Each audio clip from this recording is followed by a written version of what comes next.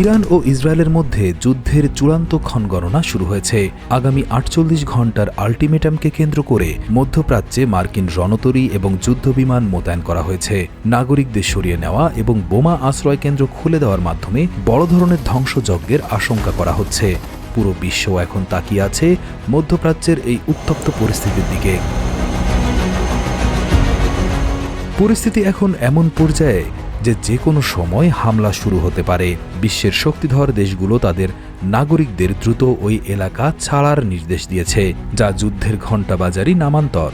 America, Canada এবং চীন তাদের নাগরিকদের দ্রুত ইরান এবং ইসরায়েল ছাড়তে বলেছে। এমনকি ইসরায়েল থেকে আজকের শেষ ফ্লাইটে করে চলে যাওয়ার পরামর্শ দেওয়া হয়েছে। ইসরায়েল তাদের আকাশপথ নিরাপদ রাখতে শত শত রিজার্ভ সৈন্যকে কাজে ডেকেছে। ইরাকের বাগদাদ থেকে মার্কিন দূতাবাসের কর্মীদের সরিয়ে নেওয়া হচ্ছে।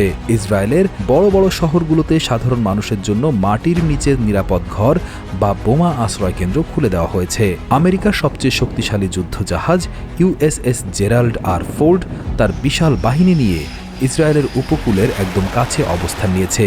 ইসরায়েলের মূল বিমানবন্দরে এখন প্রচুর মার্কিন যুদ্ধ বিমান দেখা যাচ্ছে, যা থেকে আসলে বোঝা যায় যুদ্ধের প্রস্তুতি বেশ জোরালো।